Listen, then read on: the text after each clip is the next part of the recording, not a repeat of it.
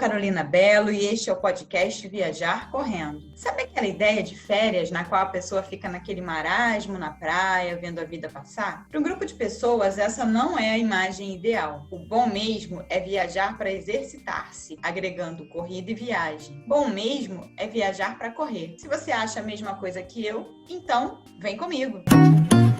Corrida e viagem pode ser uma união interessante para conhecer lugares no mundo. Entretanto, alguns cuidados devem ser tomados para que a viagem para correr seja algo proveitoso e sem surpresas desagradáveis. Vai viajar para participar de uma corrida? Fique atento às dicas. Vamos falar sobre pontos importantes a serem observados para programar sua viagem para participar de corridas no Brasil e no mundo. A ideia é evitar ao máximo erros que podem ser considerados primários e que podem atrapalhar toda a logística da viagem. E para isso, a palavra-chave é planejamento. Afinal, eu sempre digo que uma viagem que tem por objetivo principal a corrida não é como a de outros turistas, digamos assim, comuns. Envolve planejamento do que será realizado de passeios e atrações turísticas, como todas as viagens. No entanto, envolve também planejamento relacionado ao próprio evento esportivo. E esse planejamento começa muito cedo, pois temos que ficar atentos a prazos de inscrições, treinos, logística de hospedagem e transporte para entrega de kits e para a largada, entre outras particularidades inerentes ao ato de correr. E como falei de entrega de kit, já começo dizendo, cheque o que é necessário para a retirada do kit.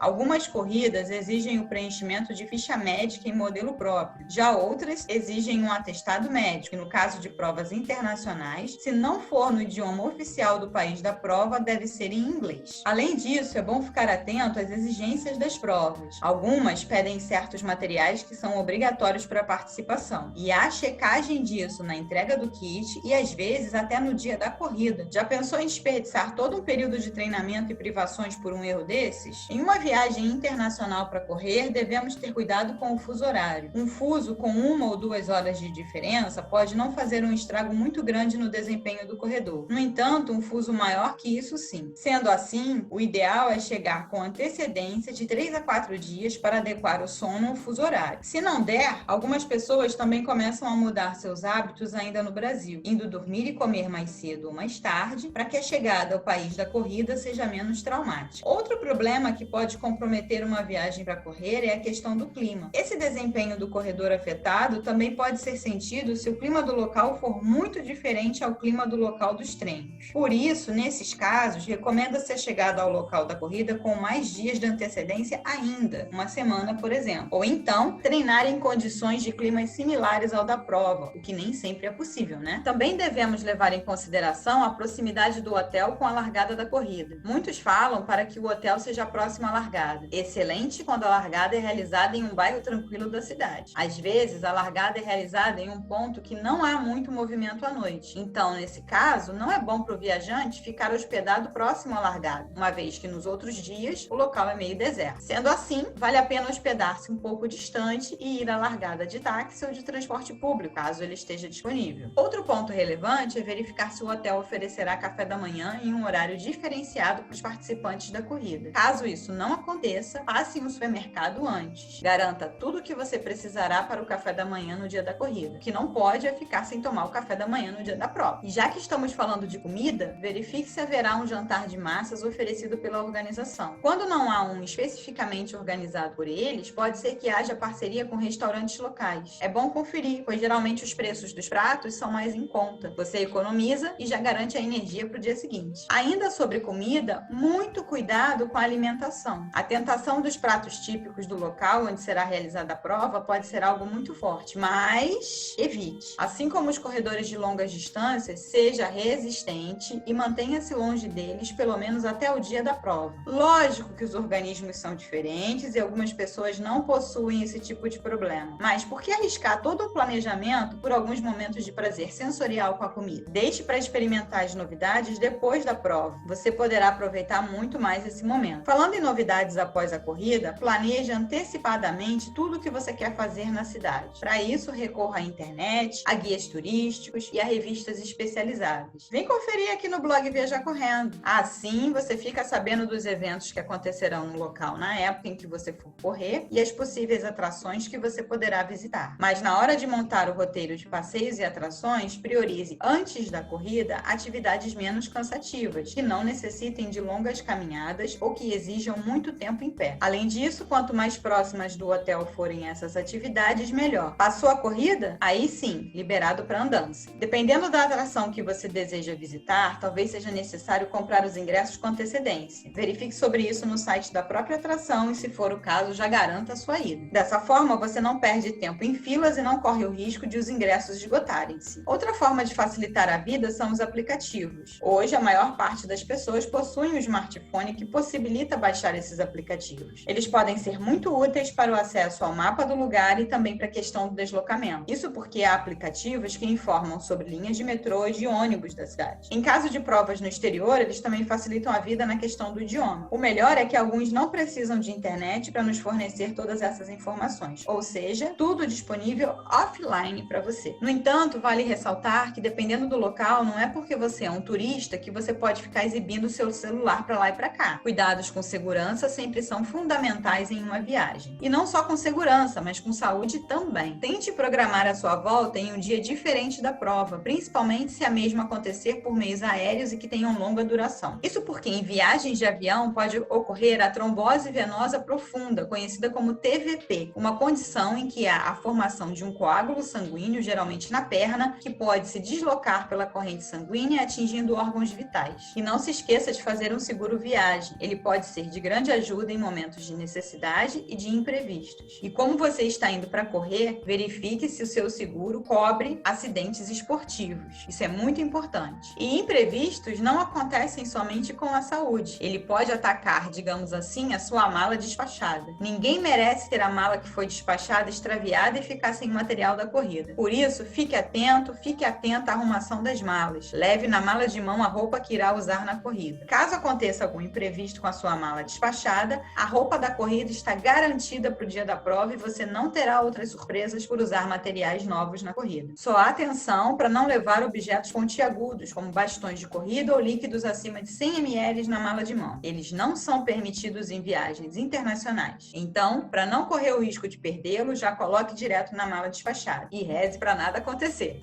E uma última dica, para terminar, busque informações em blogs especializados ou com amigos que já vivenciaram a experiência de fazer a sua prova-alvo. Afinal, como você viu, uma viagem para correr envolve variáveis diferentes de uma viagem comum e a ajuda de pessoas que são mais experientes pode te poupar de problemas e de momentos desagradáveis. Nada melhor do que quem conhece bem o local para fornecer informações que podem fazer uma grande diferença para planejar seus dias na cidade. Aproveito para dizer que tem 2 vídeos lá no YouTube sobre o assunto corrida e viagem, onde conversamos sobre as particularidades de uma viagem para correr. Vou colocar o link para eles na descrição deste podcast. Se você gostou desse podcast, mas achou que tem muita informação para ter que ficar anotando, não se preocupe. Lá no Viajar Correndo também tem um post onde está tudo de fácil acesso. Vou deixar o link também na descrição do podcast. E se você precisar de alguma ajuda para a organização da sua viagem para correr, conte com o Viajar Correndo. Nós temos serviços de roteiros personalizados de viagem, além de consultoria de viagem. Então é só entrar em contato com a gente que a gente pode te ajudar. E você, tem alguma outra sugestão em relação ao tema? O que você acha importante em uma viagem para participar de corrida? Esse foi o podcast Viajar Correndo de número 5. Aguardo você na sexta-feira que vem com mais algum tema relevante sobre o mundo das viagens para participar de corridas. Um super beijo e até a próxima!